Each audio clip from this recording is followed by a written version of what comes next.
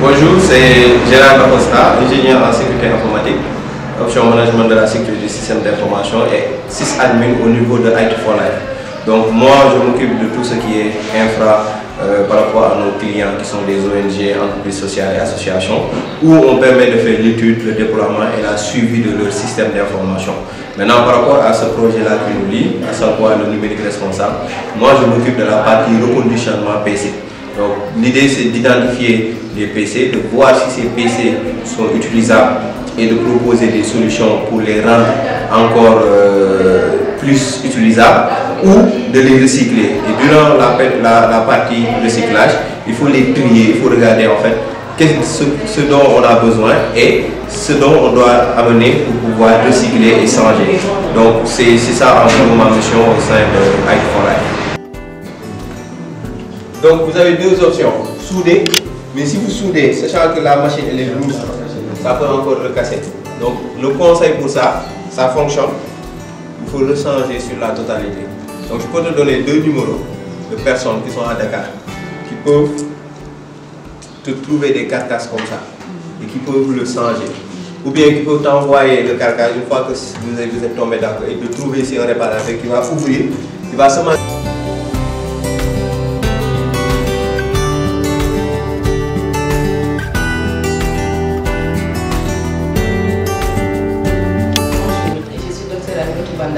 Président de l'association pour la recherche, développement et environnement au Sahel, qui est basée à Saint-Louis et qui existe depuis 2012. Nous sommes très ravis aujourd'hui d'accueillir l'atelier IT for Life sur les déchets d'équipements électriques et électroniques.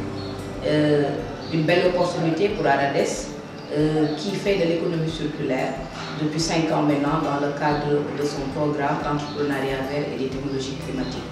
Et ce sera l'occasion pour Arades aussi d'accueillir les déchets numériques, les équipements numériques dormants, mais également tout ce qui est déchets électriques, d'équipements électriques et électroniques, ici au niveau de nos locaux du 7 décembre au 7 janvier. Pour une durée de 1 mois, nous aurons 3 box installées ici et pour permettre aux habitants et ainsi qu'aux résidents de Saint-Louis de pouvoir y mettre un peu tout ce qui est déchets électroniques ou tout ce qui est équipement numérique dormant qui sont dans les maisons depuis très longtemps. Et ce sera l'occasion de les recycler, tout simplement, de les redonner voilà, une nouvelle souffle de vie. Je ne saurais terminer sans remercier IT for Life pour cette belle collaboration. Donc nous le souhaitons aussi franc succès pour ce beau projet et espérons une large diffusion aussi de notre spectacle. Merci.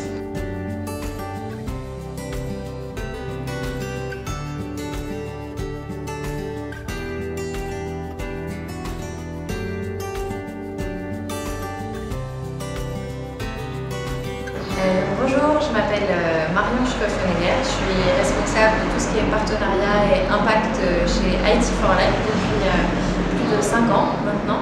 Donc IT for Life, c'est une entreprise sociale de services numériques qui est dédiée aux ONG, aux associations et aux entreprises sociales. Donc on essaie vraiment de les accompagner dans leur transformation numérique de manière à ce qu'elles puissent, elles, se focaliser sur leurs activités et maximiser leur impact. Et donc en fait, depuis la création d'IT for Life, on est très conscient de l'impact environnemental que peut avoir le numérique. Donc on a mis en place beaucoup de bonnes pratiques en interne, de formation pour nos équipes, pour réduire un maximum l'impact environnemental des services numériques qu'on propose. Et depuis 1 an maintenant, on travaille à la diffusion de cette démarche de numérique responsable pour nos clients, nos partenaires et le grand public. Donc on est ici à Saint-Louis dans le cadre du projet Sen Digital Cleanup qui vise à sensibiliser et mobiliser le grand public autour du numérique responsable au Sénégal. C'est un projet qui est soutenu par l'ambassade de France au Sénégal et qui a été co-construit avec les différents partenaires avec lesquels on travaille, donc des organisations environnementales, des organisations numériques, des entités gouvernementales comme Sénégal Numérique qui est l'ex-ADIE et enfin des organisations de jeunes ou de formation au numérique. Donc on a Arades qui nous accueille aujourd'hui. On a l'Institut français, Saint-Plon, Polaris Asso, le Consortium Jeunesse Sénégal, la Fresque du Numérique, Digital Cleanup, Association Zéro Déchet Sénégal, Fresque du Climat Sénégal. Donc beaucoup de partenaires. Ça nous tenait à cœur de mobiliser les différents types d'écosystèmes pour pouvoir diffuser la démarche au plus grand nombre. Donc le but de Scène Digital Cleanup, c'est à travers l'animation de 18 ateliers entre Dakar et Saint-Louis, de diffuser cette démarche de numérique responsable. Donc on a une partie vraiment théorique dans chacun des ateliers sur le numérique et son impact, et aussi une partie pratique. Donc par exemple, on a le digital réemploi, recyclage qui a lieu aujourd'hui. C'est dans l'idée de sensibiliser à l'impact du numérique, mais aussi du coup d'encourager les participantes et les participants à ramener des équipements qui sont non fonctionnels, qui sont plus utilisés, de manière à leur donner une nouvelle vie, ou alors de collecter aussi tous les équipements qui sont considérés comme des déchets d'équipements électriques et électroniques, de manière à les acheminer vers les bonnes filières de valorisation. Donc pour ça, on travaille avec CETIC, qui est une entreprise sénégalaise spécialisée dans la gestion des déchets, à la fois des déchets d'équipements électriques et électroniques, mais aussi des autres déchets valorisables comme le plastique, papier, carton, métal. Et donc pour ce qui est des D3E, donc les déchets qui nous concernent aujourd'hui, ce qu'ils essaient de faire, c'est de collecter ces déchets et ensuite de les démanteler pour trier et valoriser ce qui peut l'être sur le marché local, et tout ce qui est considéré comme toxique et dangereux, que ce soit renvoyé vers l'Europe, vers les bonnes filières de retraitement. On a deux autres types d'ateliers, qui sont les ateliers clean-up données, donc là qui visent à nettoyer les données numériques dans nos boîtes mail, nos drives, sur nos PC, sur nos téléphones, de manière à les alléger et à allonger leur durée de vie à un maximum, justement avant d'acheter neuf ou avant que ça devienne des déchets. Et on a la fresque du numérique, qui est un atelier interactif sur 3 heures, donc avec un jeu de cartes, qui nous permet vraiment de comprendre tous les enjeux environnementaux du numérique, les causes et du coup de voir les conséquences et surtout les recommandations et les pistes d'action à mettre en place au quotidien pour réduire notre impact environnemental, que ce soit dans notre usage quotidien personnel du numérique, mais aussi dans notre usage professionnel. Donc avec l'ensemble de ces ateliers, on sensibilise évidemment, on diffuse les bonnes pratiques, on essaie de réduire le volume de déchets, d'encourager le recyclage formel et du coup que tout participante ou participant puisse adopter ces bonnes pratiques au quotidien. Encore une fois, que ce soit au niveau personnel ou au niveau professionnel dans l'organisation dans laquelle les participantes et participants travaillent. Notre objectif aussi, c'est de pouvoir pérenniser l'action, donc de former des animateurs et animatrices de ces ateliers pour que, à la suite du projet, on ait des structures partenaires et des participantes et participants qui puissent eux-mêmes dispenser ces ateliers et du coup continuer à diffuser la démarche. Tous les impacts que peut générer le secteur du numérique. Et ce qui est déjà bien, c'était la première chose à faire, c'est de prendre conscience de tous ces impacts auxquels on ne pense pas du tout quand on utilise nos équipements au quotidien. On a toujours l'impression que le numérique c'est virtuel, que c'est immatériel, mais justement en fait on s'est rendu compte que c'était très matériel. Et on le voit d'ailleurs les équipements qui sont ici, on le voit avec tous les équipements que chacune possède. Donc c'est vraiment quelque chose de très tangible et dont on peut réduire les impacts, heureusement.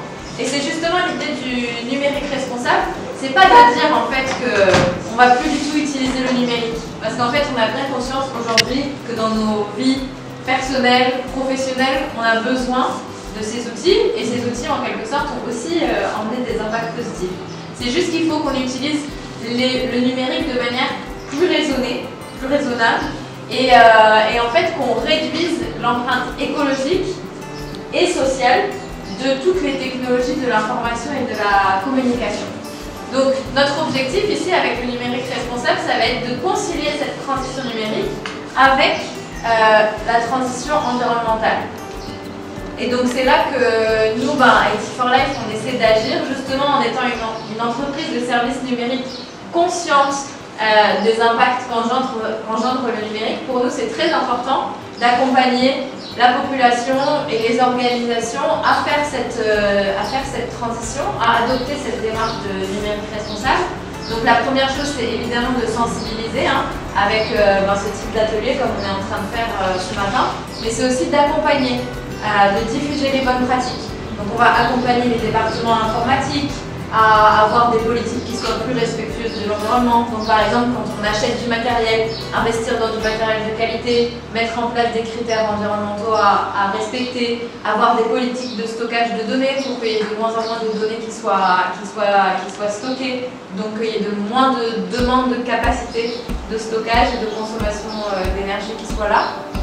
On va reconditionner, donc c'est ce qu'expliquait Gérard tout à l'heure, en fait, ça va dans cet accompagnement des organisations, se dire plutôt que d'acheter neuf, de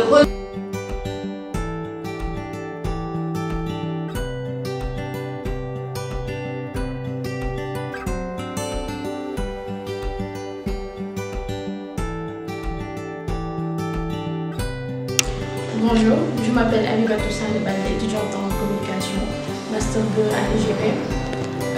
Aujourd'hui, nous sommes présents ici pour faire des ateliers avec la société IT for Life en collaboration avec AMS.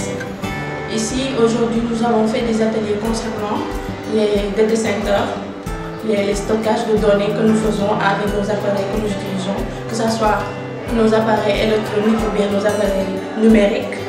Nous utilisons nos appareils à des fins utilitaires personnellement, mais derrière, nous les utilisons, mais nous participons aussi à la pollution peut-être de l'air, si je peux le dire ainsi, à travers les gaz à effet de serre, que cela produit à travers nos utilisations. Alors, nous pouvons recycler des matériels qui ont été usés, utiliser ça à des fins utilitaires, ou bien si on ne peut pas le faire personnellement, on peut faire appel à des entreprises qui évoluent dans ce domaine-là, qui peuvent donner une nouvelle vie à nos appareils qui sont usés, mais aussi nous pouvons faire confiance à des ONG qui existent et qui font dans le domaine du recyclage. Bonjour, je m'appelle Chéri Zigani, je suis étudiant à l'UGB en sciences agronomiques, option production végétale. Et aujourd'hui, j'assiste à l'atelier qui nous apprend comment donner une seconde vie à nos appareils usés, appareils électroniques principalement, smartphones, ordinateurs et dans cette semaine, il y a une série d'ateliers qui nous forment au numérique responsable. Donc l'objectif, c'est vraiment de comprendre que les appareils que nous utilisons, avant d'être ce qu'on a en main, on demandait beaucoup de matériel en avant.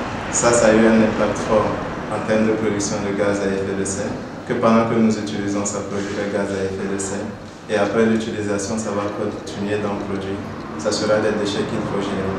Donc ça nous montre en fait comment réduire notre impact en termes d'utilisation du numérique. Et donc aujourd'hui spécifiquement, on a appris que notre appareil usé n'est pas forcément usé. Donc au début, il y a certaines petites maintenances qu'on peut faire soi-même. Après, quand on voit qu'on ne peut pas réparer cet appareil, on peut l'amener chez un réparateur qui pourra éventuellement le réparer. Et si c'est pas le cas, ça peut aller au recyclage. Surtout, ne jetez pas nos déchets électroniques au niveau des décharges parce que là-bas, ça dégage des produits chimiques qui sont nocifs pour le sol, la santé des animaux et des hommes. Et donc, quand on a des déchets, il y a des filières aujourd'hui comme Sénégal Numérique ou CETI qui se chargent de gérer ces déchets organiques. Ne jetons pas nos déchets organiques, donnons-les aux filières qui pourront les recycler, leur donner une seconde vie et les offrir à ceux qui en ont le plus besoin. Merci.